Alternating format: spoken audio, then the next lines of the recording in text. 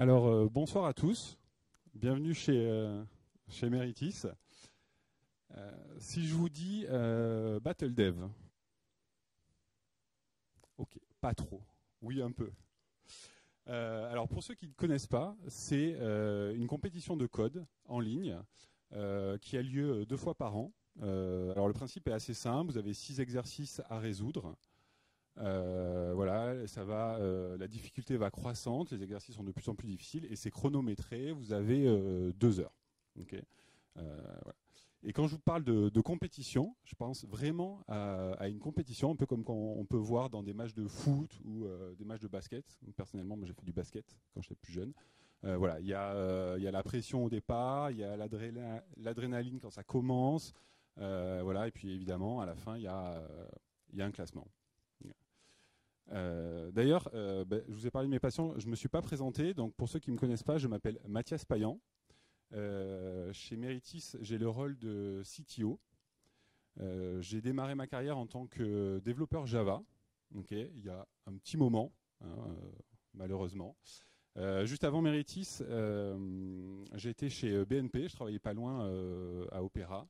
En tant que manager d'une équipe IT et voilà, en fait à un moment j'en ai eu un peu marre de mon quotidien, voilà, de présenter des roadmaps en réunion sur PowerPoint et de faire de la gestion, voilà, donc j'ai voulu revenir dans un environnement un petit peu plus technique, d'où Meritis. Et donc en parlant technique, justement, je reviens à mon histoire de Battle Dev. Donc c'était ici un soir en novembre, il y avait des personnes d'ailleurs qui sont ici, qui étaient présentes ce soir-là. Voilà. Donc on a une vingtaine à peu près de consultants qui arrivent petit à petit. Voilà, donc c'est une soirée qui est organisée, il y a des pizzas, il y a des boissons. Voilà, ça se passe, au début c'est plutôt détendu, c'est plutôt sympa. À 8h moins le quart, on sent que voilà, la pression commence un petit peu à monter, les gens commencent à se rapprocher de leur ordinateur, l'air de rien. À 8h moins 5, la pression monte encore. Gaëtan nous donne les dernières instructions. Alors Gaëtan, en fait, c'est l'animateur de la communauté Captcha, une des communautés d'expertise de Meritis. C'est lui qui a organisé la soirée. Et voilà, donc Gaëtan nous donne les dernières instructions. Voilà, lisez bien l'énoncé, ne partez pas trop vite. Un bug, c'est 5 minutes de perdu. Mal comprendre l'énoncé, c'est une demi-heure à s'énerver devant son code. Voilà. Et là, 20h, ça démarre. Pendant 2 heures, plus de bruit, tout le monde code. Si je vous raconte tout ça ce soir, c'est pour vous dire que Meritis est une entreprise de passionnés.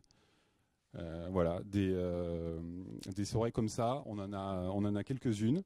Voilà, donc pour vous raconter la fin de l'histoire, la Battle Dev s'est très bien passée. Tous les consultants qui étaient présents ce soir-là ont tous été très contents de la soirée. On est d'ailleurs en train d'organiser la prochaine session. Voilà. Et des initiatives comme ça, chez Meritis, on en a plein. L'année dernière, on a construit une petite borne d'arcade aussi et on a développé un petit jeu style shooter game, exprès pour cette borne qu'on a mis dessus. On a également un blog qui sert en fait de tribune à nos consultants qui veulent publier des articles sur des sujets qui les passionnent. Je vous invite à aller le voir. On a aussi des consultants seniors qui aiment partager leur expertise, un peu comme ce soir, et qui donnent des cours dans des écoles d'ingénieurs. On fait ça avec le GI, avec l'EPITA, avec d'autres écoles. Voilà, des modules entiers, 3, 4, 5 jours avec des étudiants.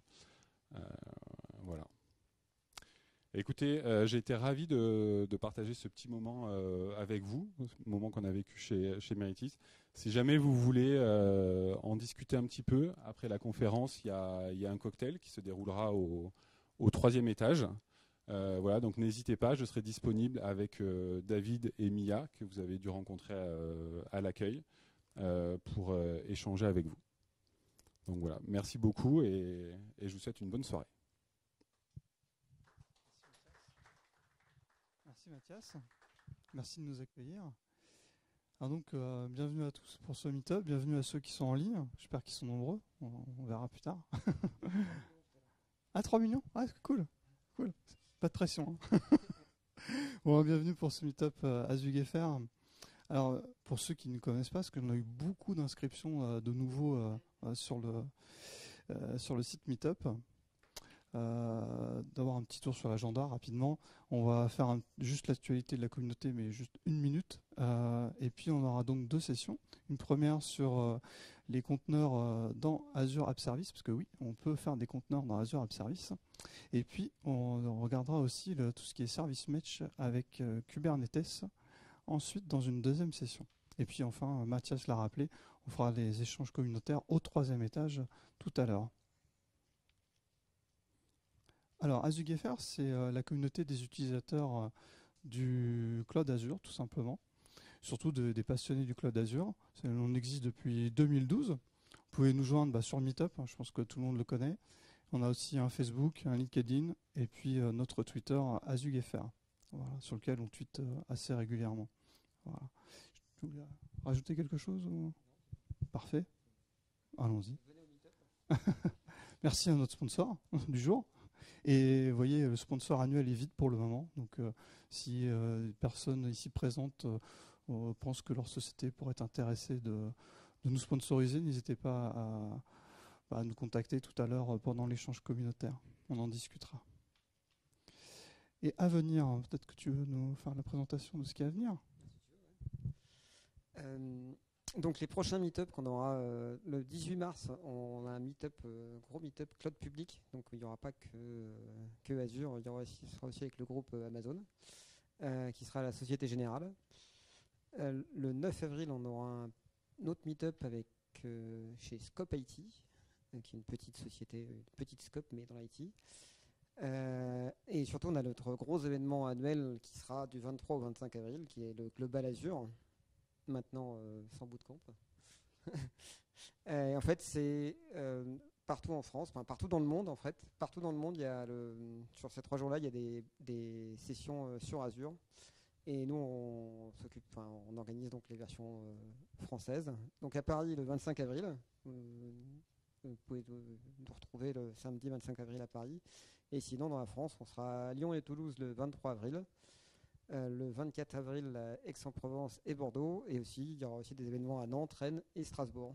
Voilà. Et si vous voulez venir parler à celui de Paris, le call for speaker vient d'ouvrir sur l'adresse ici sur sessionize.com/global-azure-2020-Paris.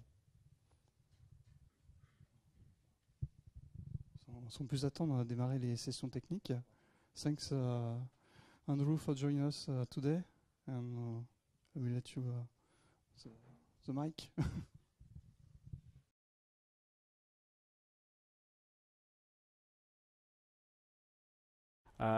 Bonsoir, good evening. Thank you very much for having me this evening. It's a great pleasure to come out to user groups. I spent my previous life to Microsoft running a user group in the northeast of England for over 10 years, and I still run community conferences in the UK, and I'm heading to one on Saturday. My name's Andrew Westgarth. I'm a senior program manager on Azure App Service. I've been with the team almost 6 years. And prior to that, I was a technical architect in the UK for a FTSE 100 company, and also an MVP for 8 years. So I've been around this stuff for a while. Let's hope the demos prove that. I had a few bumps before I came over here, so fingers crossed everything's okay, and the bump we've had is it. How many of you in the room are familiar with AppService and use it today? Okay, yeah. How many are using containers? Okay. Hopefully I can teach you something and show you something new. Otherwise, then there we go. So AppService is an extremely high productivity platform. Our goal is to make it very, very simple to be productive within about 5 minutes. Within that first 5 minutes, we expect you to be able to get a workload up and running and have everything in place for you to be able to add value for your customers without having to worry about the underlying infrastructure. That's everything from the developer experience from zero up to a fully functioning app deployed, to have diagnostics capabilities so that your ops teams are happy with being able to get the information out, but also you can look at the details coming from your application to identify areas you can improve, which is going to ultimately benefit your end customers. It's a fully managed service, so we manage all of the platform, we manage all of the upgrades, we manage all of the rollout of that. The caveat to that is with container apps. So if you're doing a custom container, then you're on the hook to basically take the updates for the blessed images. Because just containerizing an application isn't it. Applications in containers also have their own life cycle, which we can't manage for you. That still needs to be managed separately. I always feel a bit like a Grinch calling that one out, because when I go to DockerCon and KubeCon, it's like, oh great, we've put everything in a container, everybody's happy, it's finished, it's done. And it's like, well, yeah, that's great, but there's a day two operation that you've got to think about. So we do all the OS patching, we do the load balancing, we make sure that there's scale globally available for applications to be able to scale out and meet customer demand. We do domain management, and since Ignite, we also provide certificates for free, which we also automate the auto generation of those every 3 months. Being on Azure, we are enterprise grade in that we have I think we've got the largest subsection of certifications and compliance targets. We're ranked up to FedRAMP in the US, which means that the US government is able to use us, the US Department of Defense. And throughout the world, then we look for the equivalent and correct certifications to be able to take on any workload that your organization wishes to put in place.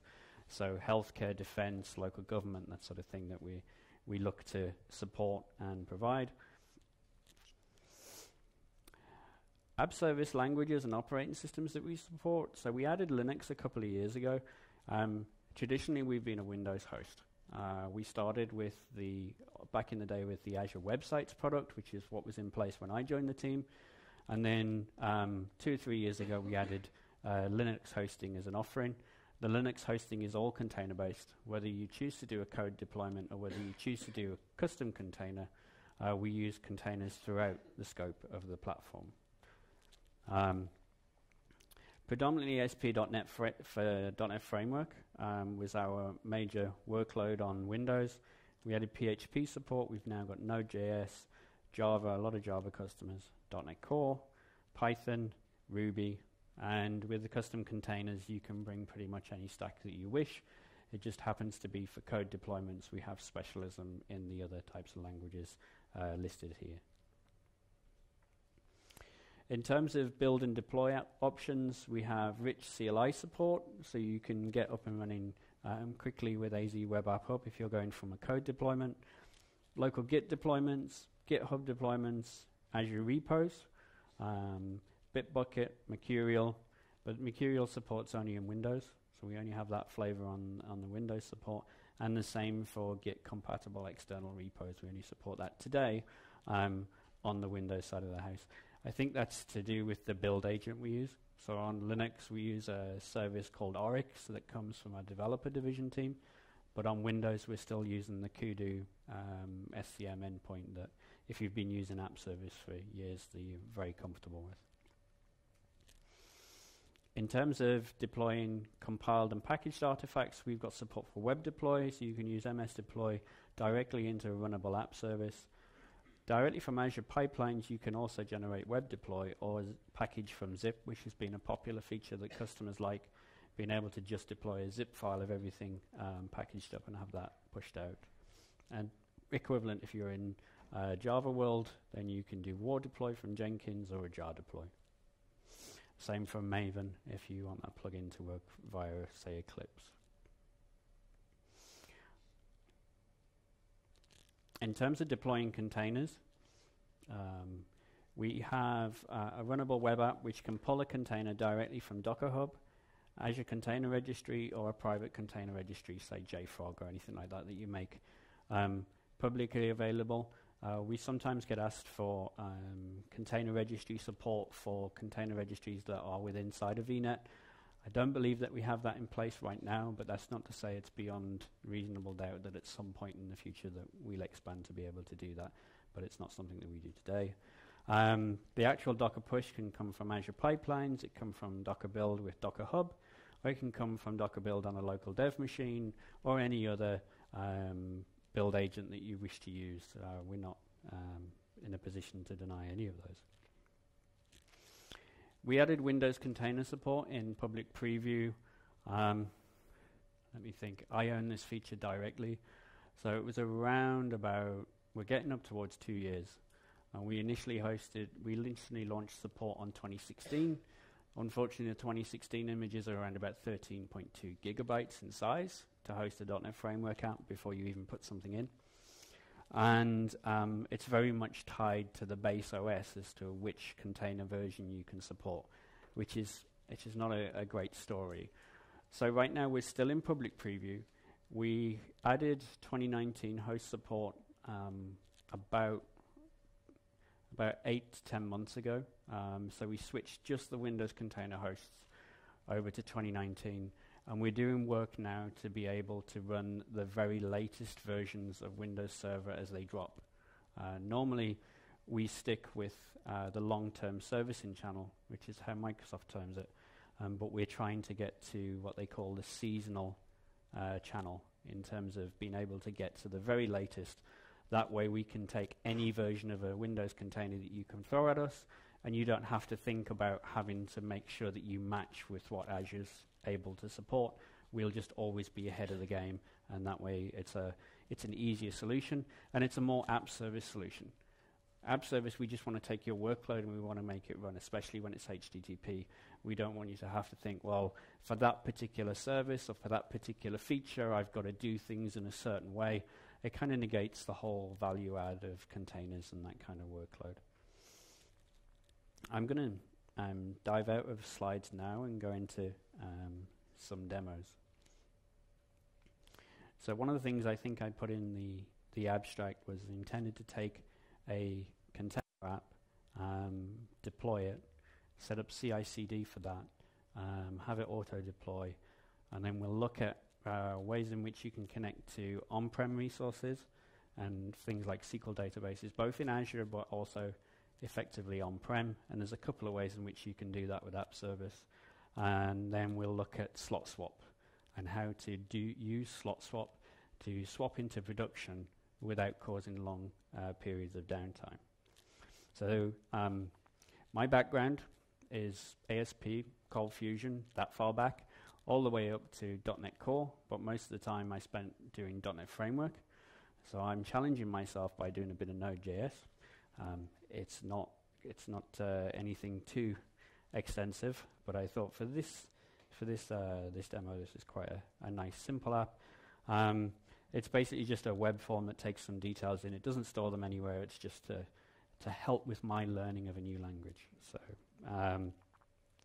it's deployed up on GitHub. You can see from VS Code here. It's just a very simple simple application.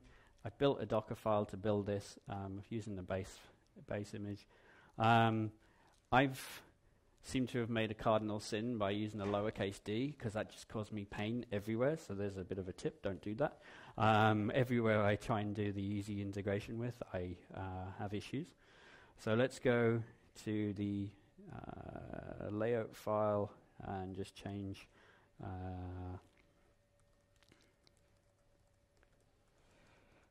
we'll change the name of that. And I could just deploy this app as it is. It's code. There's no reason for me to containerize. But say I've got an organization mandate that I must containerize everything before I ship it. I'm like, okay, fine. So we'll check in that change.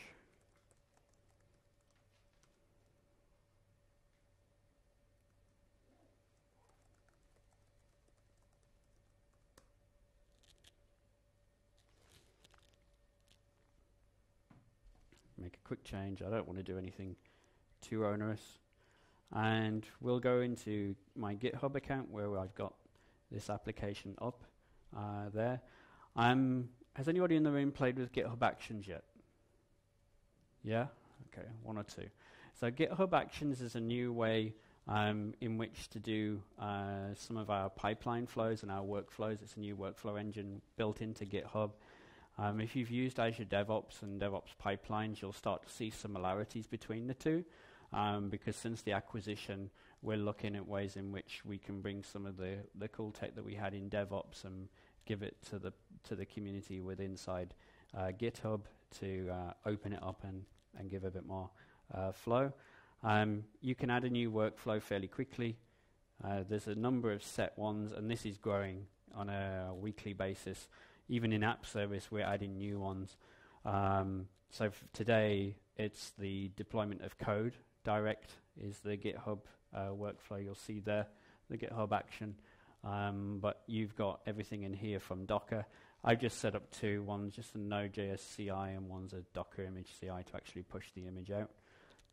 So there, you can see from that dashboard, I've been playing with this for quite some time, breaking things like as we do, and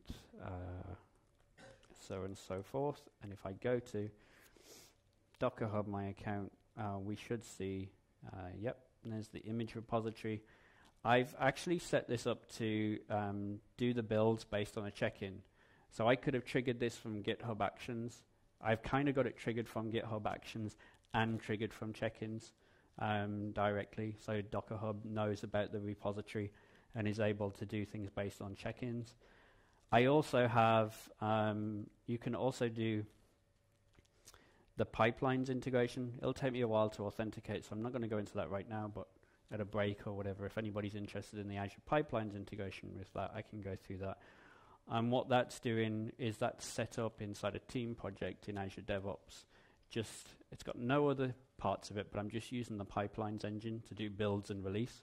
And I've got builds going into ACR as well, Azure Container Registry, just to prove that you can do multiple different things from different places. So if I go to Docker Hub, you'll see there it's currently building that image, and it's in a place that we're good at the moment. And all I've done is change text, so I don't anticipate that build's going to break. I'm going to use my test account to create an application for this. You notice from the slides, I think the agenda had web apps for containers on it, and that was kind of an old brand that we had originally. And now we're trying to move more to having just it being Azure App Service web apps, or web apps, as most people think about it. And whether it's code or a container, it's just an artifact to us. It's not really any different flow. It was just we surfaced it up through different entry points. So we'll do it in that resource group. I'll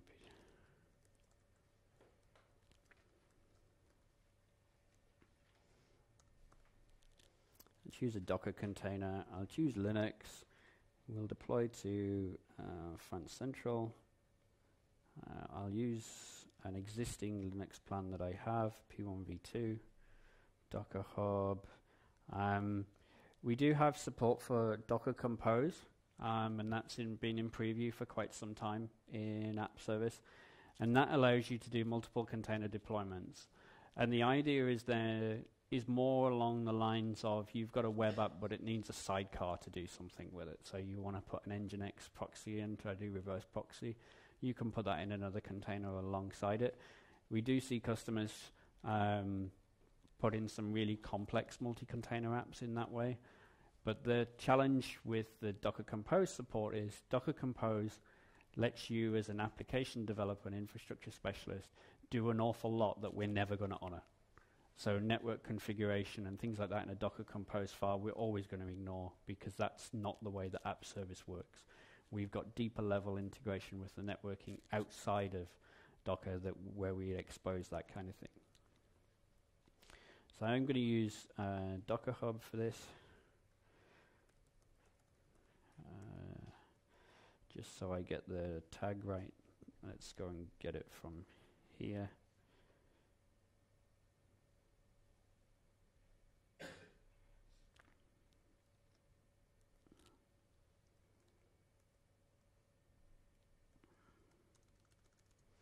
I'm going to use the anti-pattern, I'm going to use latest, I'm going to skip through monitoring, but we can in some cases enable app insights.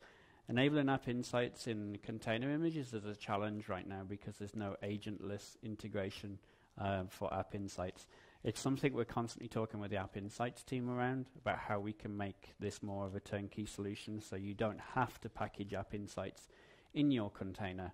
Just we wire it up the same that we do in code apps for you automatically.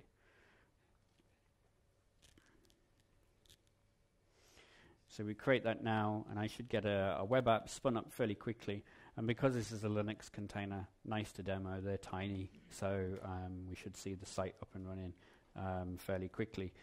The nice thing here is, if I wanted to, I could scale that up to 20 instances within a couple of clicks, and I'd be running 20 instance, 20 P1 V2s, be able to handle an awful lot of load very quickly compared to if I had to build out that resource myself.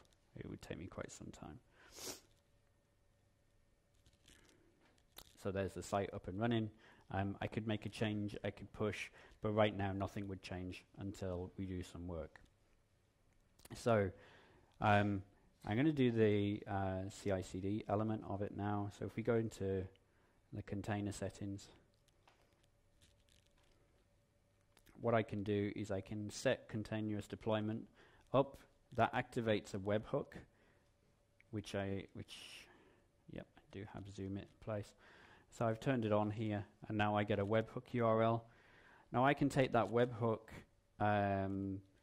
If I'm using Azure Container Registry as for my container, and I set it to be on, if you then go into Azure Container Registry and you look at webhooks, you'll see a new webhook for your site, and then you can configure what policy that you want for the webhook to trigger, and then we will get the notification for that from ACR.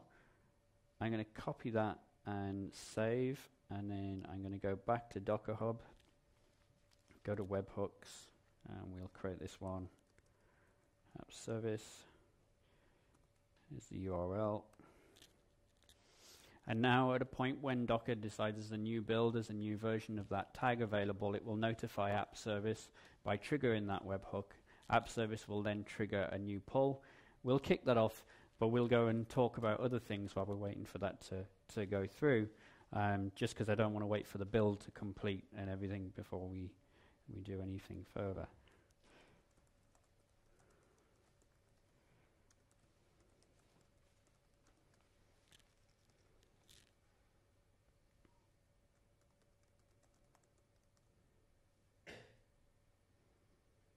I realize some of these demos are kind of trite and very basic, but it's just for speed. It's just to be able to get through a few scenarios in a short amount of time.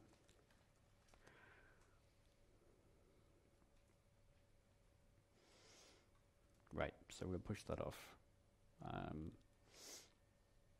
If I go, what I'd like us to do now while we're waiting for that to kick through and deploy is I want to actually go through and look at the options for hooking up SQL, MySQL, etc. from an on-prem environment or from, say, within Azure already. So if you've deployed a resource in Azure today, you know you can easily spin up Azure, MySQL, MariaDB, Cosmos DB, any sort of resource and hook into that. What we're trying to do as we go further is we're trying to add more security into that layer. So we have things like managed service identity, which enables you to provide a managed service identity just to be able to enable authentication between, say, a web app and SQL or web app and storage. And then that way you can manage that at AD application level. And we're also doing service endpoint integration across both Windows containers, Linux containers, so that you can restrict traffic between the two endpoints within inside a VNet. This example that I'm going to show you today is a Windows container inside a VNet. You're probably one of the first audiences to see this because I haven't actually declared it works yet. So what we did here is with custom containers in Linux in AppService, you have to modify the Docker file in order to expose certain ports and configuration to get VNet integration to work. That's not a good experience as far as we're concerned, and we're reviewing that and re-changing how that, we're re-architecting that and changing that for the future for Linux. But Windows containers, we kind of benefit from being part of the grandfather of the platform, if you like. So we're able to do things slightly differently. We don't have to work from ground up. So when we implemented the VNet integration feature, we did it in a way that it doesn't matter whether you deploy your container to us, whether you deploy it to AKS, whether you deploy it to ACI, it'll work in each one of those environments. It just happens to be when you're in an app service and you've got VNet integration enabled, you now have access to local resources. So you're able to do true VNet. This site is actually sitting behind Azure Front Door to give another level of extraction and security in front, because I was testing that feature as well. But if we look at this connection string, you'll see there that the value is 10.0.1.9. Now that's not a public address. So that tells me immediately that that's inside the VNet. I know that VNet could be extended on-prem via ExpressRoute. So I could have a situation where I've ported my application into a container because I can move the application layer into Azure, but I can't actually move the data layer into Azure for regulatory compliance or whatever like that. And then we can do VNet integration all the way down directly. And just to prove it's not smoke and mirrors, let's go to my WAFs. We'll go to VNet integration. And this one, I'm afraid, is .NET. It is, it's just a basic site, but all of that data is coming from a SQL server that's inside of VNet. For example's sake, it's inside of VNet in Azure, in a VM in Azure, but that's just because when we're traveling doing demos, it's easier to demo that than having it sitting inside a data center somewhere on campus and dealing with MSIT and, yeah, if you think your security's bad. Yeah. So that's just one example. Going back to the slides for a second, we also have a feature we called hybrid connections. Run key.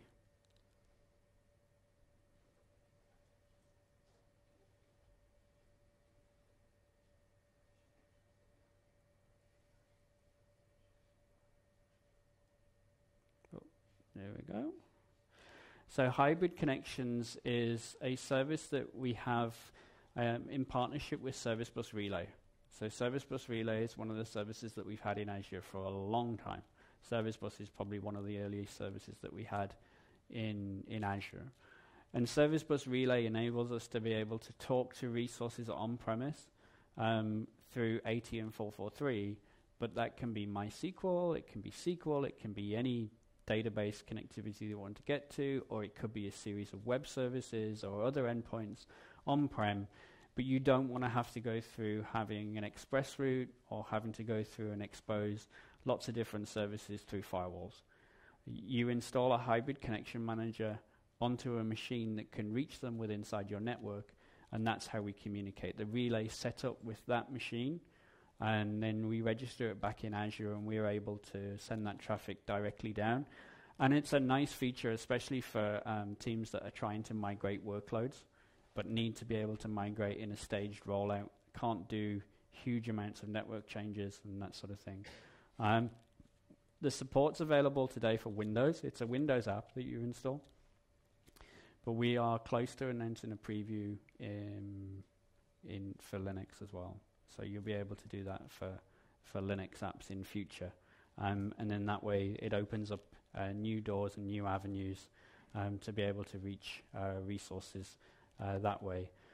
The current state of VNet integration that we have, the latest, the regional VNet integration, we are close to GA for that. If, you know, Redmond's woke up now, so they might have published articles that I'm not aware of. But we're close to GA on the Windows side. On the Linux side, as I mentioned, we've kind of stepped back, looked at feedback, looked at the situation where we are, and we're actually reviewing that feature, re-architecting, so that we can go out with a more user-friendly approach and then look to get to a GA quality later on. Let's go back to the demos. So if I look at the container logs, I should have seen a change. And if we refresh, yeah. So we've had the fact that the Docker Hub has done the build, has told us that there's a new version, it's continued to deploy that. Okay, but I've just done that in my master slot, in my production slot. Does anybody else feel a bit dirty, a bit scared about doing that to production? Because it's not something that I'm overly comfortable with. So I'm going to turn that off. AppService has this feature called deployment slots. And deployment slots are a way for you to get dev test UAT environments in a couple of clicks. In previous times before, hyperscale and things like that, that would have been CapEx discussions, budget to get additional environments and the sort of things set up and operated and maintained. I can go and get me a deployment slot in minutes. So I'm going to call this one staging. And what it actually is underneath the hood is it is a completely separate instance of an application that runs on the same instance as part of the app service plan. You can change the app service plan underneath for your slots and move them to another app service plan. You just go into the site itself and change. That's something we get asked by customers a lot, so I thought I'd mention it tonight. Because then customers are concerned about a staging deployment having an impact on a production site. So that can be changed. Now I'll go into that staging slot, and you'll see it's pretty much exactly the same as what we had before. It's pre-configured because I copied the settings across with the same image, and so that is doing the pull right now. And if I do a browse to that one as well, you'll see I get a different address. So I get the dash staging, different address that I can address that to. You can put a custom domain, a subdomain, whatever you want to do on your vanity URLs, that kind of thing there, a separate certificate. So I've got the two up and running, but what I want to do now is I want to set continuous deployment up on my staging slot, not on my prod slot. So what we'll do is I will do that, and then I'll show the URL and copy it. Equally, you can do all of this from pipelines. So you can control all of this from pipelines, choose when to push, run integration tests, use acceptance tests, anything you like. Have a detailed pipeline. You do not have to do it with this approach. This is just one of the approaches that we've built, which makes it relatively easy for customers to do. We'll go into Docker Hub, and we're going to delete that one. I'll create a new one.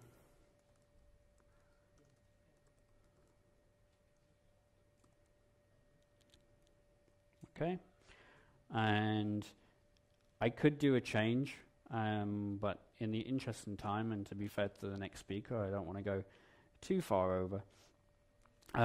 We could trigger another change, which would do the same process that we showed before, but the one element that I wanted to highlight with inside AppService is the deployment slot swap. So if I go to my slots, I can choose to do a swap. And there's a tip with this in that, okay, just a second. Let's go back to configuration. And I don't want to have that happen. If that's that feature there, which is called a deployment slot setting. That's what we call a sticky setting. So if you have different databases for dev test, UAT, or different settings for different environments, then you would tick that flag. And then that way it means, well, during a swap operation, we don't propagate that over to the other slot that you're swapping to.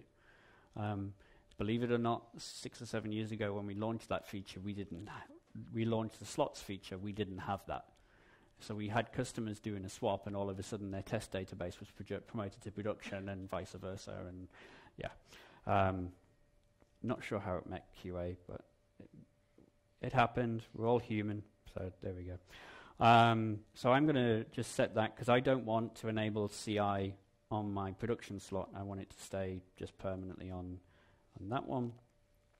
If I go to slots, I can do a number of things with slots. I can do traffic routing, so I can choose to send so much of my traffic to different slots if I'm doing like A/B testing, introducing a new feature, that sort of thing. You can have as many slots as your app service plan can host. It's just another instance of the application. There's no strict restriction on that. We'll do a swap, and now you'll see I can do a swap with preview. So this piece, and this is key. So I want to explain how this works. If you do a straightforward swap, we don't care if the slot that you're swapping is hot and the application's ready.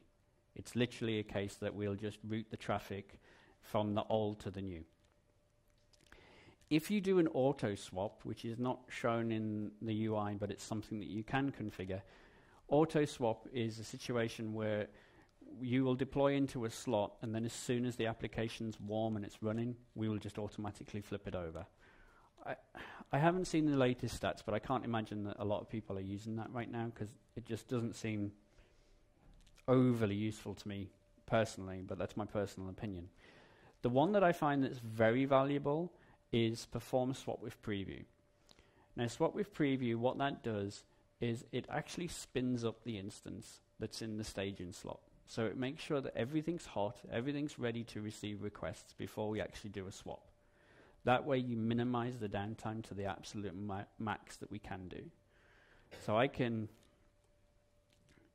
choose to do a perform a swap with preview.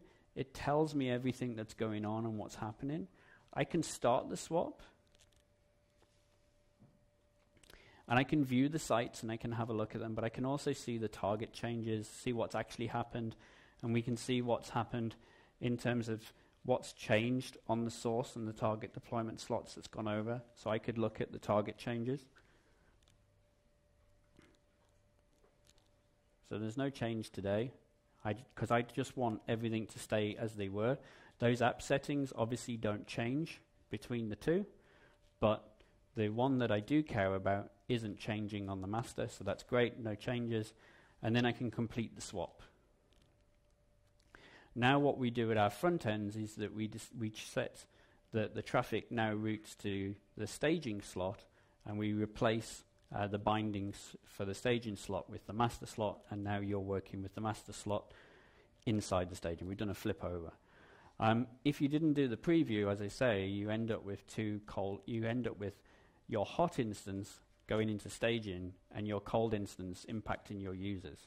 So users are in a situation where if you're warming up CDN caches, you need to do data cache, that sort of thing. They're sitting waiting for that, which is a poor user experience.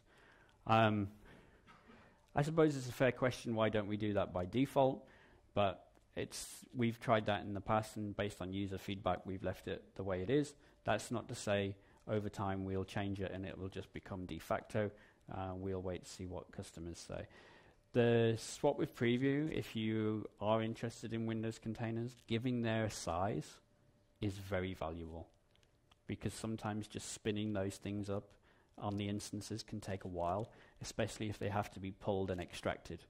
If you're talking a 4.3 gig container or something similar after a deployment and you want to do a swap with preview, because that makes sure that everything's hot before you actually do a swap. Unfortunately, because we've got the same in master and staging, you can't see the difference, but that's what's happened underneath the hood. And that is all the rapid run through of the content they do have, but I hope we're a couple of minutes for questions. Is that okay? Has anybody got any questions about anything I covered or anything else relating to App Service while I'm here? Yep. In fact, what is the main difference between Web App Services for Docker and Azure Kubernetes services in terms of use case, in fact? Is it only a question of a number of applications? So to repeat the question, just so I make sure I get it right, what is the main use case difference between App Service and AKS? Yep. So App Service is is only for HTTP workloads. So it's anything that communicates over 80 and 443. So it's designed to have the best possible experience for hosting web apps in Azure, and the best possible experience for principally single container. Even in the Docker Compose multi-container in Linux, the goal is not to have a hugely orchestrated container app because there's better places for that.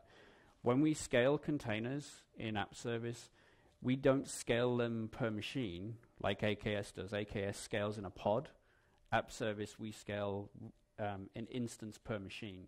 So when you do scaling operation, we give you a new instance. We deploy the container on both. We don't deploy the container twice on the same instance. So that's one difference that often is a reason why folks would look at AKS.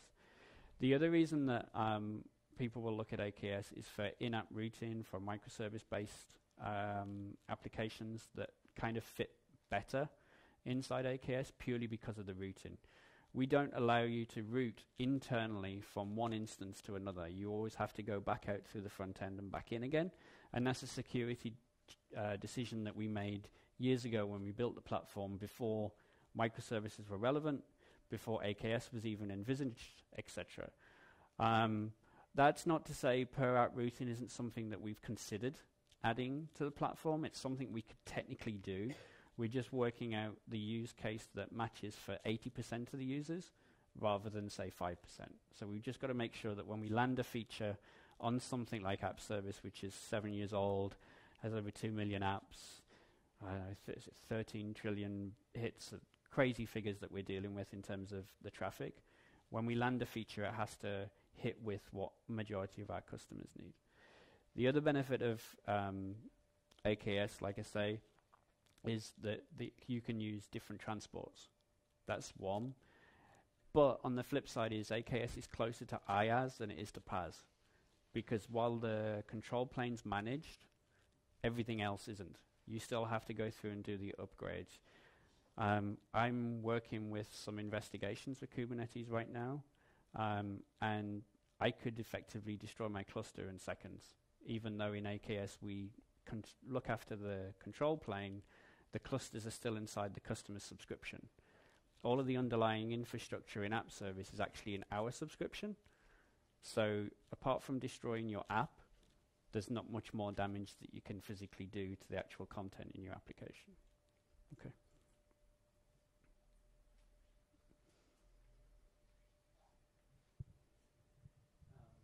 The last demo you made about deployment slots, is there any way to do like begin with 5% of the traffic in the staging slots and then growing to like deploy the new feature like over time, and not like doing the production at one time and like the slot like changing one another, but over time adding more and more traffic to the new feature, to the new environment?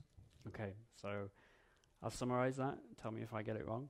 So with the traffic routing feature, is there a way to gradually roll that feature out to full 100% of traffic without doing a full swap? Exactly. Yeah. You can do it, and the reason behind that feature is to basically be able to roll out or to roll back. So the idea is I launch a feature, customers don't like it, I need to roll it back quickly, we just need to go back with main. You can do it. The challenge would be that the actual application then that you would have as master wouldn't be the prod swap, it would actually be the staging slot, because we haven't actually physically swapped any of the names, any of the bindings, anything like that. So while it's technically possible, it's not really what we expect to happen, but it is technically possible that you could increase the percentage on that all the way to 100, have the other one down to 0, but you're still in control of those increments. There's no platform support to do it directly, but you control the percentage value, so you can change that yourself.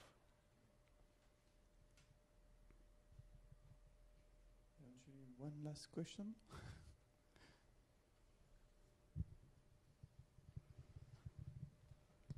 Just a small one, knowing that we have today Azure Functions, and my question is actually, is there any scenario left for Azure for web jobs inside all that, or Okay. for you it's like a dead end? So in the world of Azure Functions, is web jobs still relevant, basically? Yes, they are. There are a lot of customers that like to run workloads in the traditional app service plan model, and there's certain deployment methods, like with an exe, with a command batch file and that kind of thing, that we don't support in Azure Functions. So there's a lot of customers that are still quite passionate about web jobs. It serves a problem. They might be still passionate about web jobs, but they still don't like having to deploy an app to get a web job. So it's you can't please everybody, but we try. But web jobs have definitely got a path, because web jobs is still the underlying basis for the Azure Functions runtime. So they're not. It's not that they're going to disappear. There's a lot of interest in them.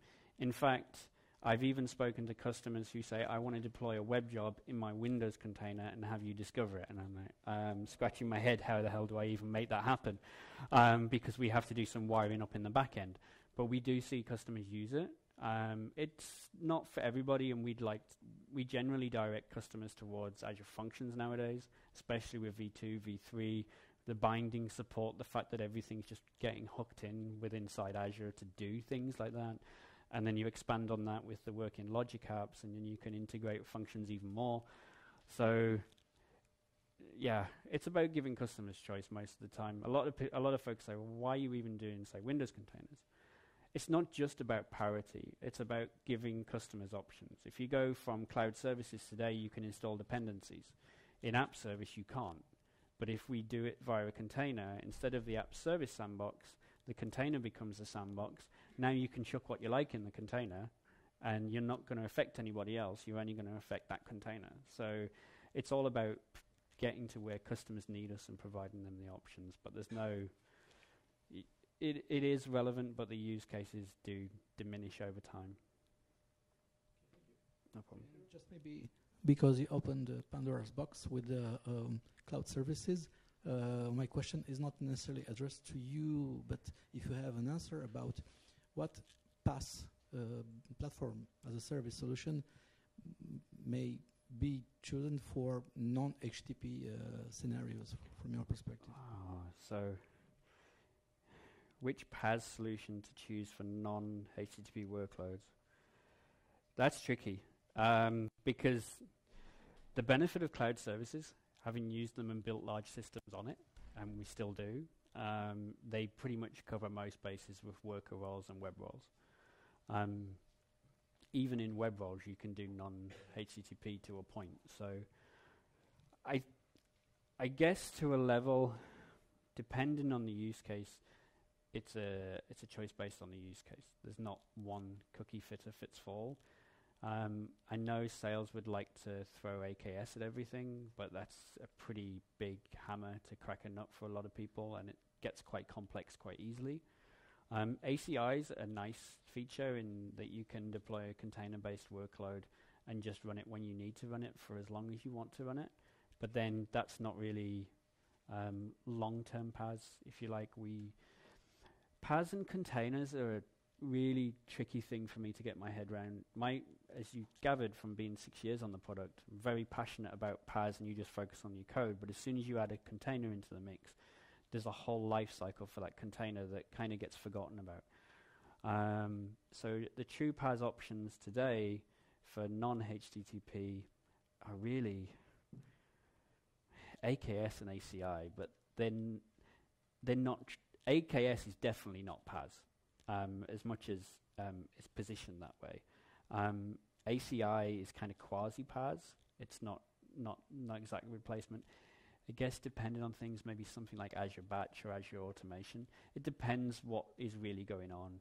I think certainly from an app service point of view, we're looking at all the customers running web workloads or anything in a worker where we can attach them to our service, and that's what we're focused on right now. But yeah, that's an interesting question to deliberate on. Okay, thank you.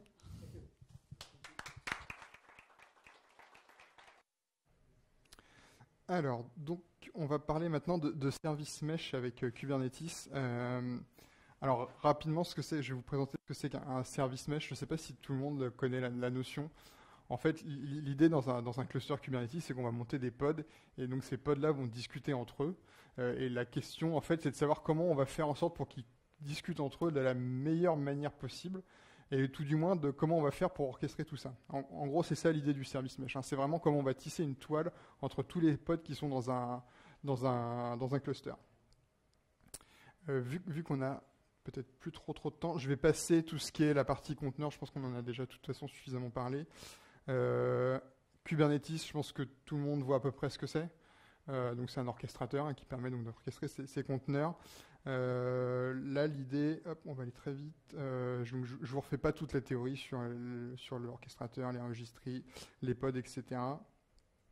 Ce qu'on va juste focaliser, c'est sur cette partie-là, le service mesh. En fait, ce qu'il faut voir, c'est que normalement, quand on va monter des pods en fait, dans un orchestrateur, donc les pods vont discuter les uns avec les autres. Cependant, si on a une infrastructure, on va dire typée microservice, où on va avoir énormément de pods et énormément de services, ça va être compliqué en fait de faire le lien entre chacun de ces services-là. Et quand on va vouloir débugger, regarder les flux, en fait, qui appelle qui, finalement, c'est pas forcément très simple de le voir. C'est pour ça qu'on va monter ce qu'on appelle un service mesh. En fait, un service mesh, sur la théorie, c'est relativement simple. C'est-à-dire qu'on va mettre un proxy devant chacun des pods. Alors, sous forme de ce qu'on appelle un sidecar, donc sur Kubernetes, en fait, un sidecar, c'est-à-dire que dans un pod, on va avoir... alors, je suis désolé, il y a beaucoup de mots-clés, mais je vais essayer d'expliquer ça le plus simplement possible. En fait, un sidecar, ça permet de monter n conteneurs dans un pod. Donc là, en l'occurrence, on va avoir son conteneur qui va contenir l'application et le conteneur qui va contenir le proxy. Et l'avantage, en fait, d'avoir un proxy, donc c'est ce qu'on voit, en fait, sur le schéma, ça va permettre de faire du routage et de piloter ce qui va se passer au sein du cluster. Donc ça va permettre, en fait, quand on va avoir donc là, comme on le présente ici, en fait, quand on va attaquer donc le load balancer, en fait, le load balancer, au lieu d'aller attaquer directement le pod, en fait, lui, il ne le sait pas, mais il va attaquer un proxy sur chacun des pods qui sont donc là sur le front qu'on voit en l'occurrence en première ligne. Et ensuite, donc chacun des pods va lui à son tour discuter avec le proxy des autres pods qui sont derrière pour pouvoir faire tourner l'application. Et l'idée, c'est qu'on va en fait tisser comme ça une espèce de maille et chaque pod aura son propre proxy. Et en fait, l'intérêt d'avoir ce proxy-là, c'est qu'on va pouvoir ajouter de l'intelligence en fait au niveau du proxy. Là où en fait traditionnellement, quand on avait des applications, on va dire dans ce cas-là en fait front-back, finalement, si on voulait avoir des logiques de retry, des logiques de canary ou des choses comme ça, en fait, il fallait les implémenter dans le code. Là, aujourd'hui, en fait, ce qu'on apporte, la grosse plus-value, en fait, aujourd'hui, d'un service mesh, ça permet, en fait, de faire porter toutes ces notions-là à l'infrastructure. C'est-à-dire que là où avant, en fait, c'était des notions de dev, clairement, si on voulait avoir des patterns de retry, il fallait les développer, et on les développait. Aujourd'hui, on peut faire porter ces notions-là à l'infrastructure. Et c'est ça, en fait, qui change énormément, c'est-à-dire qu'on va avoir des services qui vont être beaucoup plus simples. C'est-à-dire qu'on peut avoir un service qui va répondre uniquement sur du HTTP 80. On va pouvoir encrypter le flux entre chacun des pods. On va pouvoir avoir les patterns de retry, etc. Et en fait, tout ça va être porté par l'infrastructure. Ça va être totalement transparent. Et surtout, ça va permettre de gagner énormément de temps parce qu'on n'aura pas besoin de le redévelopper. On n'aura pas de certificat, il n'y aura pas tout ça. En fait, tout ça est totalement transparent. On arrive avec son pod, il expose un service sur le port 80, par exemple. Et en fait, automatiquement, c'est là où la magie opère. Alors, quand je dis de la magie, c'est pas forcément simple à faire, mais la magie est censée opérer. C'est totalement transparent pour l'application qui est derrière. L'application, elle sert juste un flux HTTP et c'est tout. Voilà, donc ça c'est ce que je viens d'expliquer. Et aussi, donc effectivement, le gros avantage c'est l'observabilité. C'est-à-dire que si on a une application effectivement de ce type-là, donc front-back, ça reste relativement simple. Si on commence à avoir une appli avec 10-15 microservices, pour commencer à débugger, savoir qui appelle qui, ça commence à être un peu plus compliqué. Donc c'est là où on va avoir besoin d'outillage pour dire qui appelle qui, à quel endroit ça coince, etc. Alors, pour la démo, ça se base donc sur on a un cluster AKS. La seule chose qu'on a besoin en fait de la part d'Azure, c'est un cluster AKS et une DNS zone. Une DNS zone qui permet en fait d'avoir des noms de domaine qui permettront d'exposer les services. Tout le reste en fait va être installé au sein du cluster. Donc là, on retrouve un peu le landscape aujourd'hui des outils qui sont, on va dire, un peu qu'on retrouve d'habitude. Le service mesh, pardon, c'est pas facile à dire. C'est Istio, on a Kali pour l'observabilité, on a Grafana pour le dashboarding, Prometheus pour récupérer les métriques. Jaeger qui permet aussi d'instrumenter le code. Voilà. Tout ça en fait, ce qu'il faut voir aujourd'hui, c'est que ça forme, même si ça peut paraître un peu nébuleux comme ça, c'est énormément de produits open source, on sent quand même que ça fédère autour d'une plateforme, et on sent qu'en fait chaque produit est intégré les uns avec les autres, et on sent quand même qu'il y a quand même une stack aujourd'hui qui est en train d'émerger au niveau de Kubernetes, et chacun est bien intégré les uns avec les autres. Ça permet quand même d'avoir un tour relativement cohérent. Alors, on est quand même sur des produits open source, donc chacun a ses spécificités, mais globalement, quand on installe tout ça, on arrive à avoir un tout à peu près cohérent. Alors, on va faire une petite démo, parce que c'est le plus important. Pour ceux qui seraient curieux, en fait, tout est exposé sur Internet. Donc là, il y a les URL, en fait, tous les outils sont dispo. Ils le seront maintenant, je le laisserai encore ce soir si vous voulez regarder. Et en dernière ligne, en fait, il y a le code source de la démo qui est sur GitHub. Ce qu'il faut savoir, c'est que si vous avez juste besoin d'une souscription Azure, d'un cluster AKS et d'une DNS zone, à partir de là, il y a un script qui déroule toute l'installation. Normalement, ça doit bien se passer. Voilà. Alors, ouais, ça.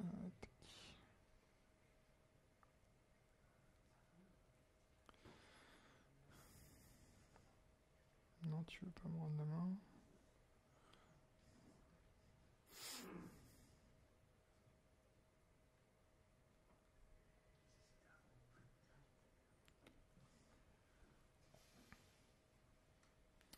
Alors, globalement, l'application, elle est relativement simple.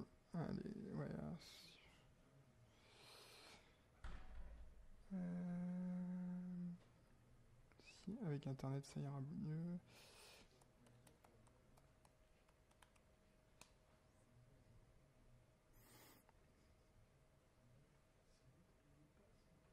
C'est bon.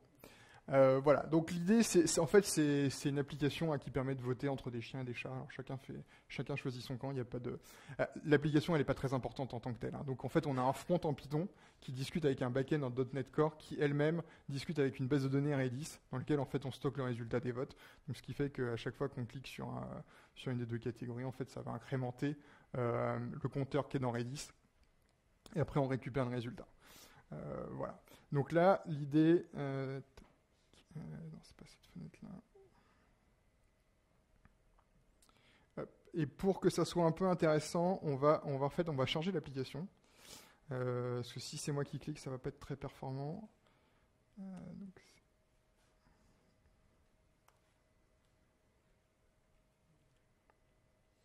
Donc en fait, ce qui se passe, c'est que là, j'ai une VM dans Azure, donc on voit ici. Je vais relancer ça aussi. Là, j'ai une VM dans Azure dans lequel en fait j'ai fait un script JMeter. Le script, lui, ce qu'il fait, c'est qu'il appelle de manière aléatoire les deux boutons. Là, pour que ce soit intéressant, on va le charger avec 250 threads, histoire d'avoir un petit peu de charge et de voir ce qui se passe et de voir comment l'application réagit. Donc là, l'application, elle est déjà déployée.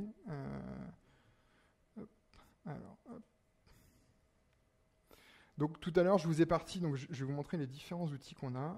Alors, le premier, c'est Kali. Kali, lui, ce qu'il permet de faire,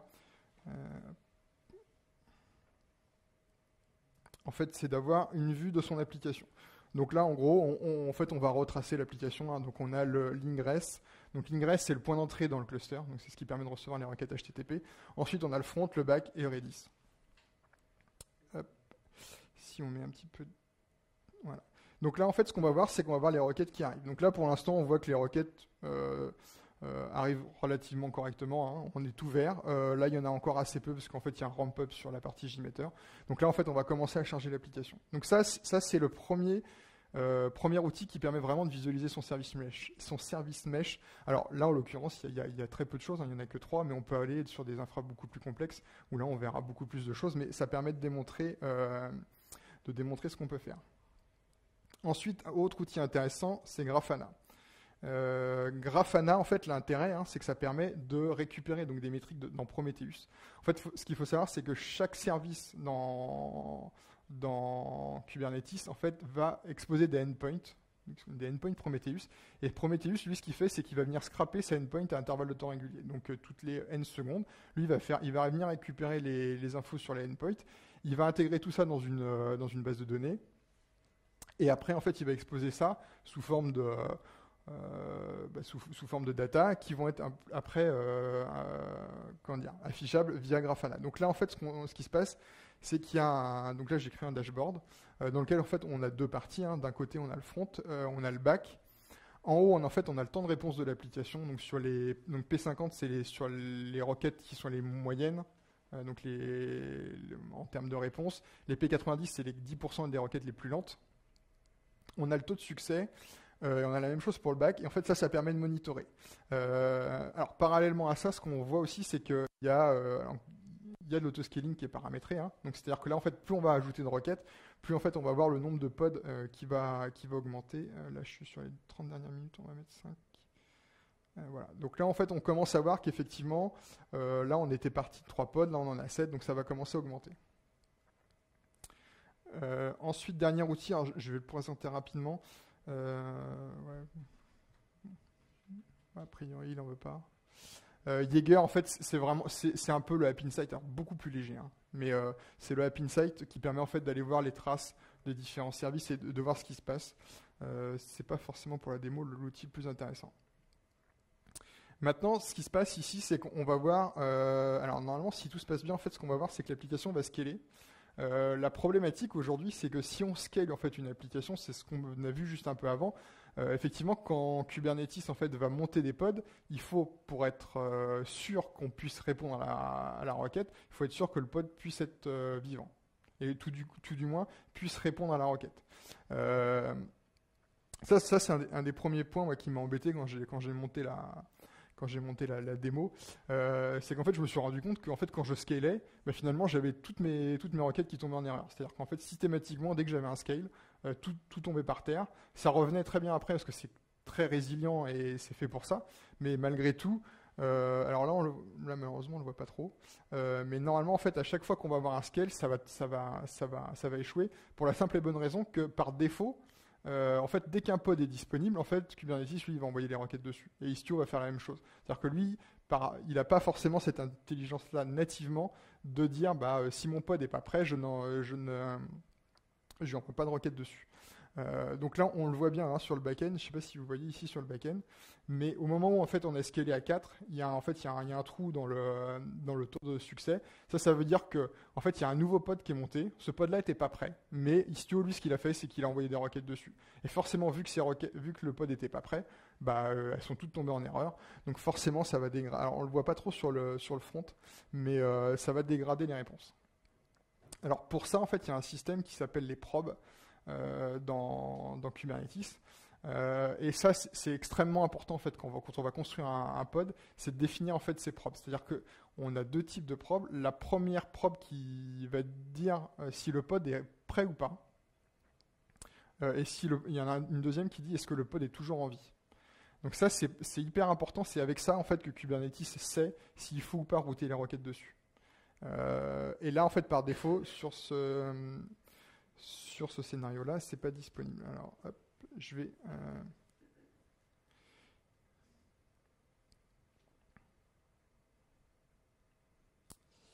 Alors, hop. Donc là, en fait, j'ai vraiment déployé l'application de manière toute simple. Maintenant, en fait, ce qu'on va faire, c'est qu'on va déployer avec le.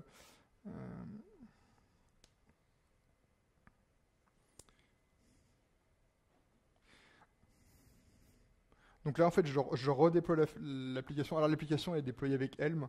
Un des bénéfices aussi de Kubernetes, hein, c'est qu'on peut déployer une application en quelques secondes. J'espère qu'il ne me fera pas mentir. Mais c'est vraiment extrêmement rapide. Donc là, ce qu'on voit, c'est qu'il est en train, en fait, de... Alors ici, c'est le statut des pods. Hein. Donc là, on a tous les fronts et tous les backs. Donc là, il est en train d'en provisionner de nouveau.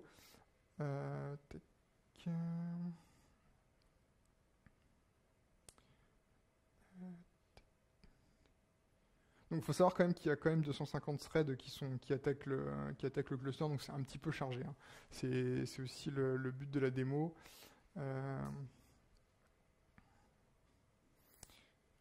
Allez. Donc en fait, là, N, il attend que tous les pods soient démarrés pour pouvoir rendre la main. Donc là, à partir de maintenant, en fait, chaque pod qui va monter, en fait, il ne sera adressable par le service mesh que s'il est disponible et prêt à recevoir des requêtes. Donc ça, c'est important, ça va permettre en fait de vraiment de ne plus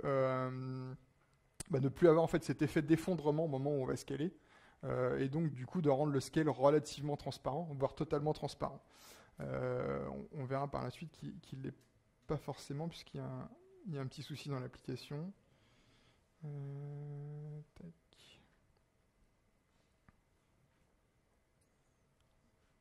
Voilà, donc là ici on voit bien, à chaque fois qu'il y a un scale, systématiquement en fait le taux de succès s'effondre. Alors j'avoue, moi au début je comprenais pas trop, je me dis ouais c'est dommage quand même, on nous vend Kubernetes comme étant formidable pour scaler facilement, puis au final on se rend compte que quand ça scale ça marche pas. Donc du coup je trouvais ça un peu dommage, et c'est vrai qu'en creusant on se rend compte qu'effectivement si on n'a pas ces probes là, c'est normal puisque c'est le comportement attendu. Sauf que en fait c'est pas nativement c'est pas natif, il faut le faire. C'est là où en fait effectivement on n'est plus sur du pass, hein. C'est-à-dire qu'on reprend vraiment la main avec Kubernetes. C'est à nous d'implémenter toutes ces logiques là et c'est à nous de le faire. C'est plus intégré. Voilà, donc là on va regarder si l'application elle est déployée. Voilà, donc là en fait l'application elle est redéployée. Donc là globalement ce qui a changé c'est pas les pods, c'est plutôt l'infrastructure qu'il y a autour, et tout du moins la manière dont Kubernetes va être capable de les détecter. Donc voilà, donc là alors pour aller un petit peu vite, là par contre ce qui va se passer, vous verrez, c'est qu'en fait côté back-end, il y a une fonctionnalité, il y a un bug qui fait qu'au bout d'un certain nombre de requêtes, en fait le pod y tombe. En fait, automatiquement, il y a un compteur, et quand le compteur est atteint, en fait, le pod lui dit je suis plus en vie, donc automatiquement Kubernetes, ce qu'il fait, c'est qu'il le détruit, il le restart. Donc en fait, ce qu'on va commencer à voir, normalement, au bout d'un certain temps, c'est le nombre de restarts. Alors là, pour l'instant, ils sont toujours à 0, mais si on attend un petit peu, on verra en fait que ce nombre de restarts va augmenter, du fait que là, en fait, on va dire que c'est un bug, hein. J'ai recréé un bug dans l'application, et en fait, ce bug va faire en sorte que le pod y tombe.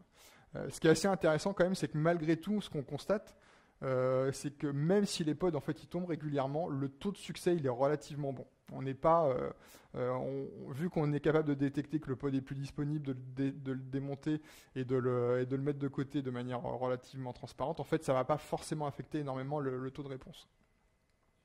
Voilà, on voit le premier en fait il a un restart, donc ça veut dire que en fait on est arrivé au bout du compteur.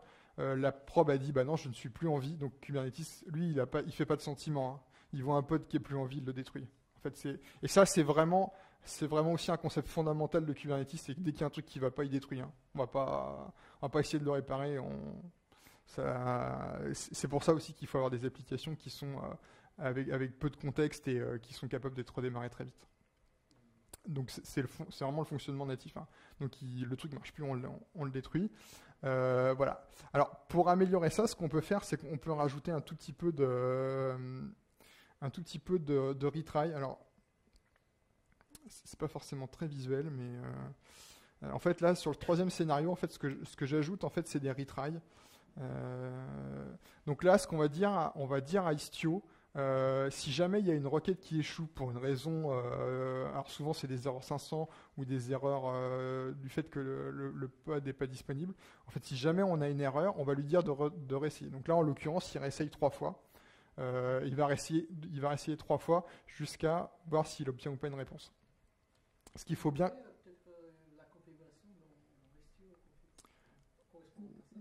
On peut le montrer. Ouais, je peux essayer si c'est pas trop petit. Alors, tac. Tac.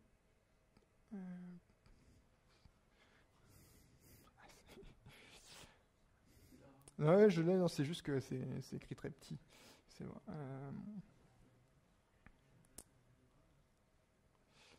Tac. Non, c'est pas.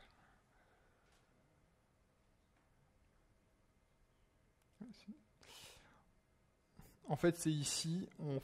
Voilà. En gros, on paramètre. Alors, c'est variabilisé parce que c'est un template Helm. En fait, on paramètre un certain nombre de choses.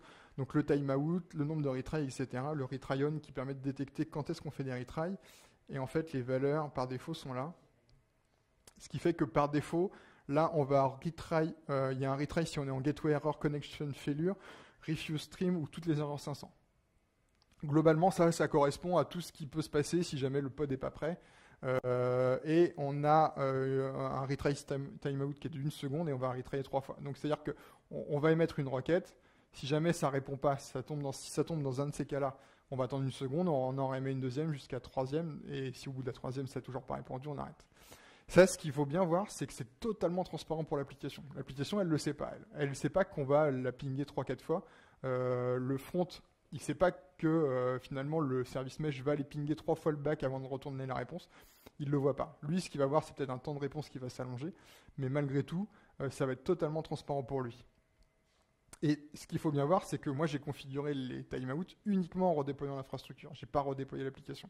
Donc c'est là où c'est vraiment l'intérêt de ce que je disais tout à l'heure, c'est que c'est vraiment l'infrastructure qui porte cette logique-là et plus l'application. Donc ça, c'est vraiment important. Je pense que quand on est développeur, et moi je l'ai été très longtemps, développer des mécaniques de retry, je pense qu'on a beaucoup de choses de mieux à faire que ce genre de choses. Donc c'est assez intéressant de l'avoir à ce niveau-là. Alors, donc là, ce qu'on voit, c'est que, alors du coup, on a rescalé, mais en fait, ce qu'on voit, c'est, alors le pic est toujours là, donc on voit qu'on a toujours un petit peu moins de réponses, mais malgré tout, il est un peu moins bas. Donc bon, ça améliore un petit peu les choses. Maintenant, ce qui se passe, c'est qu'effectivement, l'idéal, ça serait que le pod, en fait, parce que là, on va commencer à avoir des restarts. Donc ça, en général, quand on commence à avoir plein de restarts sur un pod, c'est qu'il y a un problème. Donc là, il faut aller investiguer. Donc là, du coup, ce qui serait bien, c'est de se dire, plutôt que de mettre des mécanismes de retry, tout ça, qui peuvent aider, finalement, si on a un bug côté back-end, le mieux, c'est peut-être quand même de le corriger. Et du coup, ça va éviter ce genre de choses. Là, on va faire maintenant ce qu'on appelle du canary release. Et pour ça, en fait, il y a un outil qui s'appelle Flagger. Flagger, lui, ce qu'il fait, c'est qu'en fait, il va piloter le canary release. Nativement, en fait, Istio, lui, il est capable de faire ça, c'est-à-dire qu'il est capable de, entre deux instances d'un même service, en fait, faire un pourcentage de requêtes sur A ou B. Par contre, si on veut le faire, il faut le faire manuellement. C'est là où Flagger, en fait, intervient. En fait, Flagger, c'est un outil qui va piloter le canary release et il va le piloter par rapport à des métriques Prometheus. Je suis vraiment désolé pour tout ça, mais ça. Mais en fait, ce qu'il faut comprendre, c'est que Flagger, lui, ce qu'il va faire, c'est qu'en gros, il va aller regarder les requêtes qui sont émises, voir si elles sont en erreur ou pas. Et tant qu'elles ne sont pas en erreur, il va en fait promouvoir le canary jusqu'à 100%. Et si jamais il y a une erreur, il revient en arrière. Donc ça permet en fait de déployer l'application de manière quasi transparente. Et surtout, ce qui est intéressant, c'est qu'on va le voir visuellement dans Kiali. Donc du coup, on en est.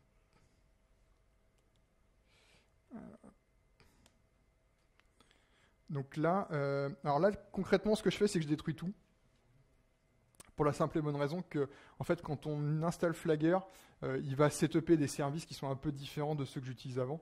Donc le service, c'est ce qui permet d'aller attaquer le service, c'est un objet Kubernetes qui permet d'attaquer le service, enfin le pod.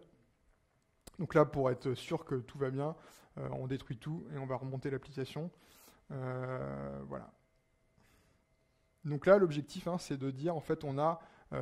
donc là, on était sur la version 1.0. Donc on voit ici, en fait, on est sur l'application 1.0 et on va essayer de passer sur la version 2. Donc là, normalement, je pense que mon appli est morte.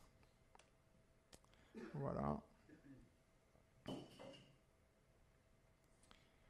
Donc là, en fait, il est vraiment en train de détruire tous les pods.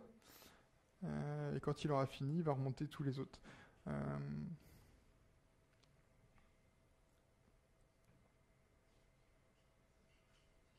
Il y a des questions jusque-là ou pas?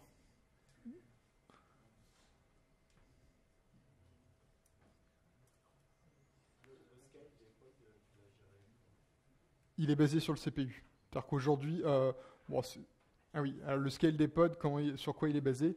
Là, aujourd'hui, il est basé sur le CPU, c'est-à-dire que si on a, je crois que je suis à 75%, si on dépasse 75% de CPU, automatiquement on provisionne un nouveau pod et ainsi de suite, jusqu'à une limite. Donc pour le front, c'est entre 3 et 15, et pour le back, c'est entre 3 et 9. Donc en fait, il y a une limite haute et une limite basse, et en fait, on va scaler en fonction du CPU. Maintenant, on peut scaler en fonction de plein de métriques, c'est pas forcément le CPU. Mais là, en l'occurrence, c'est le CPU, parce que c'est la métrique la plus simple à mettre en œuvre pour faire du scale.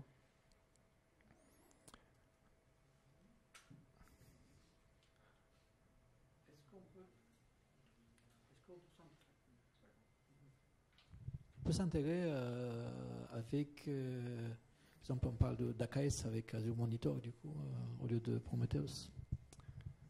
Alors, c'est une bonne question. Oui, aujourd'hui, Azure Monitor est capable de scraper des endpoints Prometheus.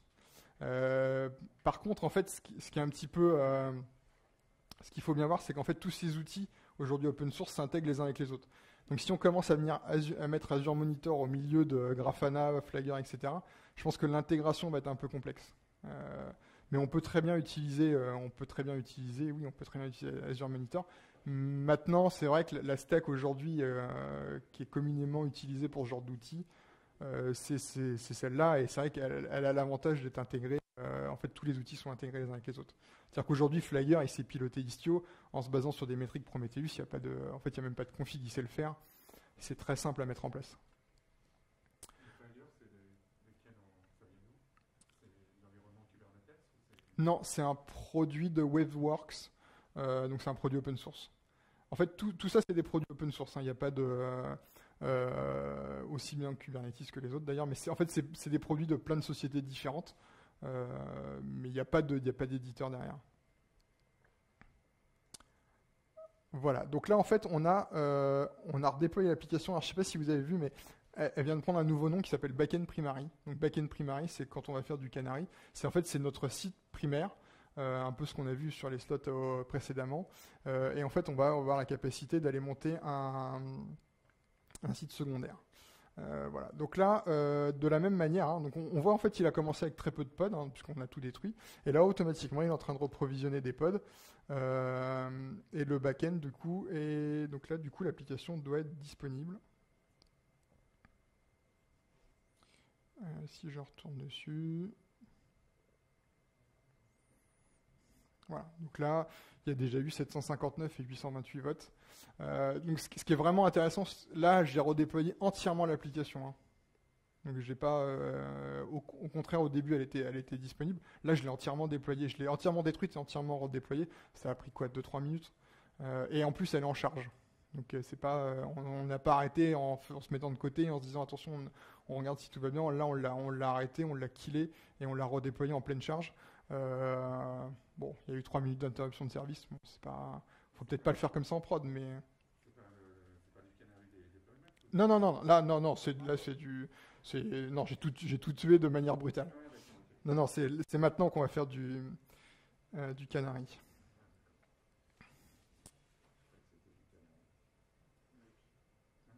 Non, on essaye d'être un peu plus doux avec le canary, sinon.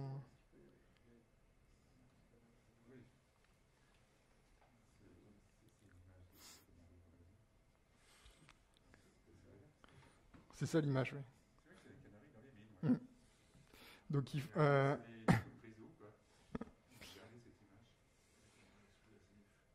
alors, du coup, en fait, là, ce qu'on voit, c'est que, alors, on voit peut-être pas trop, mais là, c'est le nom du service.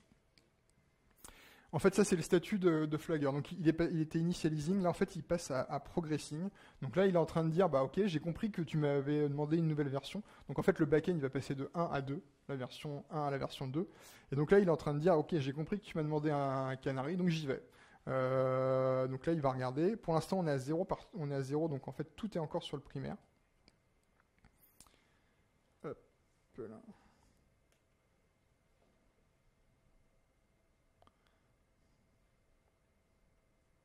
Je pense qu'il faut que je rafraîchisse la page.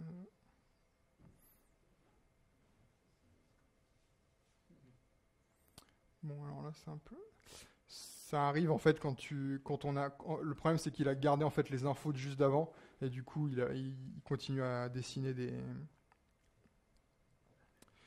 des choses. Ouais, il continue à dessiner des choses qui n'existent plus, qui devraient pas d'ailleurs.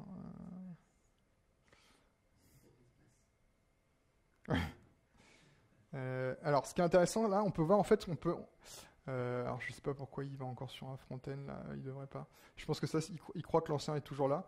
Là, ce qu'on voit en fait, c'est qu'on est à 100%. Donc là, on peut afficher en fait le request percentage.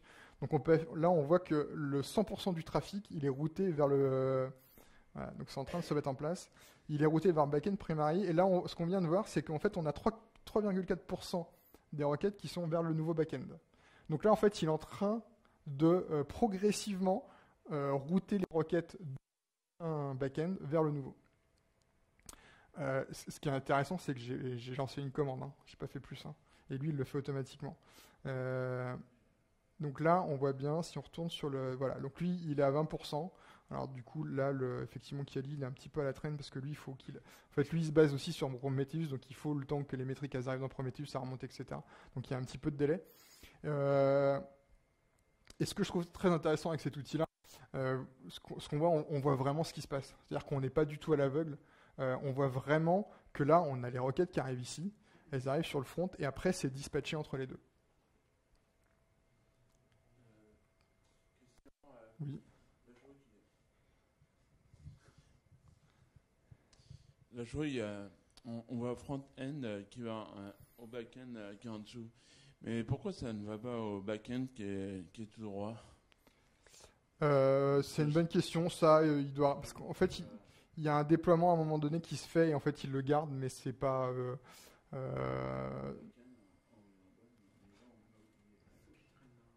Ouais, il y a un truc qui traîne. En fait, le problème, c'est que Kali, lui, ce qu'il fait, c'est qu'il se base sur les qui sont dans Prometheus.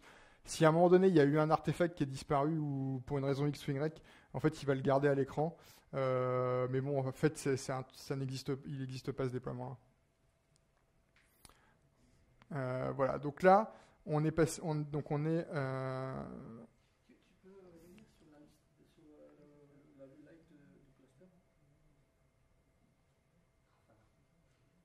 Ah oui, le. Non, c'était là. Ça? Oui. Parce que tout à l'heure, voilà, tu vois encore, il y a des pods de backend quelque chose. Alors en fait, les backend primary, c'est vraiment ça, c'est la version où il y a le bug. Le backend, les trois qui sont tout en haut, c'est la nouvelle version. Ce qu'on voit d'ailleurs, c'est que la nouvelle version, normalement, ne va pas restarter, puisqu'en fait, le bug est corrigé. Le bug est commenté, donc tout va bien. Oui, alors le problème, c'est que le problème aussi, c'est que j'ai détruit, je recrée un peu vite, donc forcément, l'outil, il a un peu de mal à... Normalement, on le fait pas aussi vite, mais là, pour la démo, faut essayer d'aller un petit peu vite. Donc là, ce que dit Flagger, c'est qu'en gros, on est à 50%. Donc là, si on retourne sur Kali, voilà, donc on est à 59,40, donc ça correspond à peu près à ce qu'on attend. On va pouvoir aussi, toujours avec le dashboard, en fait, regarder ce qui remonte.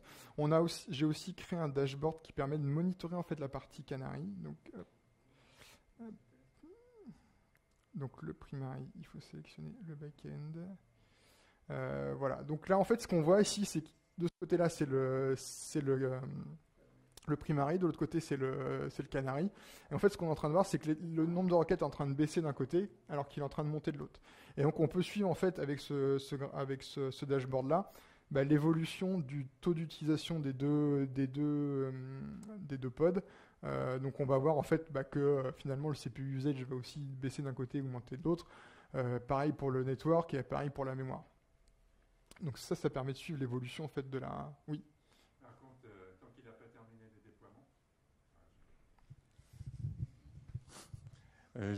tant qu'il n'a pas déployé la version à 100%, enfin du backend 1 vers le backend 2, si jamais il y a une erreur, une interruption, enfin quelque chose qui se passe mal, oui. Est-ce qu'il revient au point de départ ou... Oui. D'accord, oui. Ok. D'accord. Donc, tout à fait, c'est configurable. Donc c'est-à-dire que lui, en fait, à chaque fois, ce qu'il va faire, c'est qu'il va aller interroger.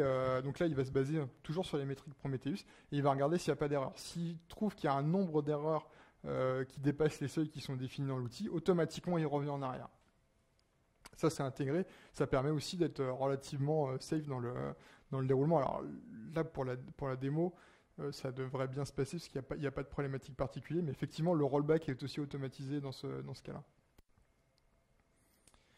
Comment tu gères la partie de configuration? Parce que tu es dans une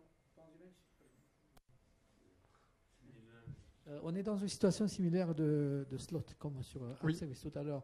Et la partie configuration de staging versus la configuration de production, comment elle est gérée là, de ton point de vue? Là, en l'occurrence, elle n'est pas gérée. C'est-à-dire que là, les deux backends attaquent le même Redis, donc en fait, ils ont tous les deux la même configuration. Maintenant, on pourrait le faire. C'est toujours délicat en fait sur le service qui attaque le backend, parce que c'est souvent là où c'est le plus délicat. Maintenant, après, ça reste des problématiques de configuration identiques à ce qu'on a vu effectivement avec le slot. Là, il n'y a pas de remède miracle, hein, on va dire. Il n'y a pas de magie là. Tout à fait.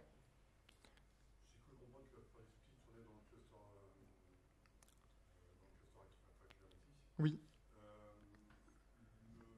Le pourcentage, en gros, combien ça consomme? Est-ce que ça consomme beaucoup, pas du tout? Ce genre d'outils de monitoring, de graphes, etc. Oui, alors la question c'est de savoir si les outils tournent dans le cluster et savoir combien de ressources ça prend. Alors la première question, la réponse c'est oui, tout tourne dans le cluster.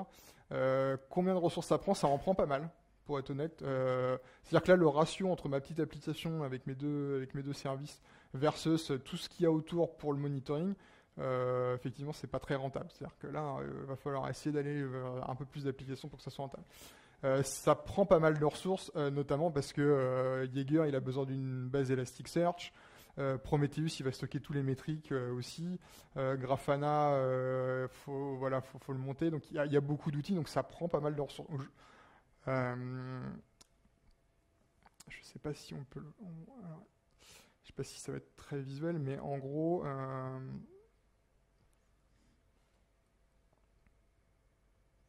Donc ça permet de monitorer en fait les ressources du cluster. Il faut savoir que c'est un cluster avec 5 nœuds qui sont de taille moyenne. Je crois que j'ai mis 4 VCPU, 16 Go de RAM. Donc il y a quand même déjà un petit peu de workload. Et malgré tout, il faut au moins 5 nœuds pour que tout tourne relativement correctement. Donc il y a effectivement un petit besoin de ressources. Maintenant, effectivement, c'est des stacks. Ce qu'il faut voir, Kubernetes est plutôt prévu pour faire tourner beaucoup de workloads sur un seul cluster. Donc effectivement, on n'est pas dans une optique de dire on va mettre une application, toute sa stack de monitoring autour et mettre tout ça dans un cluster parce qu'en fait sinon ça va coûter les yeux de la tête, quoi.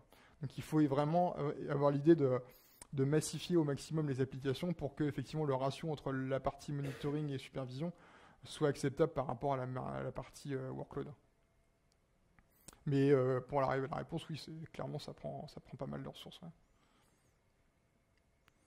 Là, je sais pas si on voit le. Si. Ah oui, alors là, en fait, oui. Là, alors je l'ai peut-être pas dit effectivement, mais en fait, en frontal, il y a des certificats SSL qui sont générés par Let's Encrypt. Donc en fait, automatiquement, quand l'application monte, en fait, il y a un outil qui s'appelle Cert Manager qui va demander un certificat Let's Encrypt. Et après, Istio, lui, encrypte tout le trafic. Donc c'est-à-dire qu'on est en ce qu'ils appellent MTLS, donc Mutual TLS. Et en fait, tout le trafic est encrypté de bout en bout. Donc là, oui, c'est... Là, on est dans un cas de la vraie vie. C'est-à-dire qu'on n'est pas dans une démo. Là, tout est encrypté en SSL. Non, ça prend pas beaucoup. Ce qui prend, c'est vraiment les outils. Il y a des outils comme... de toute façon, déjà, dès qu'on a une base Elasticsearch, ça prend un petit peu de ressources. Maintenant, les outils, ça dépend. Après, ça dépend aussi combien on veut de métriques. Hein. Si on veut récupérer toutes les métriques, ça va prendre énormément de ressources. Maintenant, si on est un petit peu moins exigeant et si on va pas scraper toutes les métriques, ça va prendre moins. Mais ça, c'est la même chose pour tout. Hein. Alors, on va regarder s'il a fini ou pas. Voilà, donc là, en fait, il en a succeeded. Ce qu'il a fait normalement, c'est qu'en fait, il va swapper définitivement les pods, c'est-à-dire qu'en fait, il va passer la V2 sur les backend primary. Donc là, en fait, c'est ce qu'il est en train de faire. Donc, il est en train de tout roder. En fait, il retricote tout. En fait, il s'est dit, OK, tout s'est bien passé, donc je peux reswapper complètement en fait, mes deux nœuds. C'est pour ça qu'il est en train de détruire. Et en fait, le backend primary, lui, il va être en version 2. Donc maintenant, si je retourne...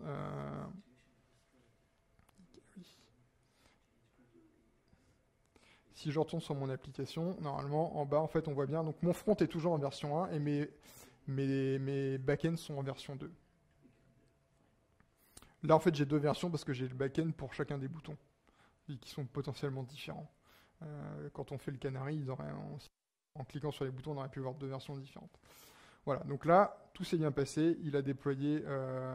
On a déployé on a déployé la nouvelle app. Donc on voit bien qu'en fait, donc, là il a re-switché. Donc on est reparti sur backend primary qui était précédemment en version 1, maintenant on est en version 2, et 100% des requêtes sont sur backend primary.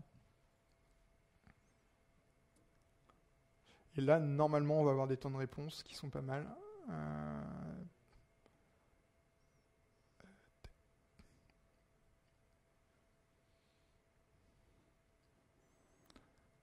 Voilà, donc on a quand même, on est en charge, hein, on a quand même des temps de réponse qui sont de l'ordre de entre 3 et 8 millisecondes côté backend. Alors même si le backend ne fait pas grand chose, c'est quand même pas mal. Parce qu'il faut quand même, ce qu'il faut comprendre quand même, c'est que ça, c'est le temps de réponse avec toute la couche et toute la sauce service mesh. Donc c'est le temps de passer dans le proxy, etc., d'aller jusqu'au backend, etc. Enfin, donc ça prend un peu de temps. Et en front, on est entre 30 et 60 millisecondes de temps de réponse sur une app Python qui a été développée par mes soins, donc pas forcément de la meilleure manière. Moi, j'étais plutôt .NET à la base, mais je me suis dit pourquoi pas faire un peu de Python. Ça va permettre au moins de valider qu'on peut mettre toutes les technos. Voilà. Je ne sais pas si vous avez des questions. On va voir des liens de nouveau. Oui. Hop.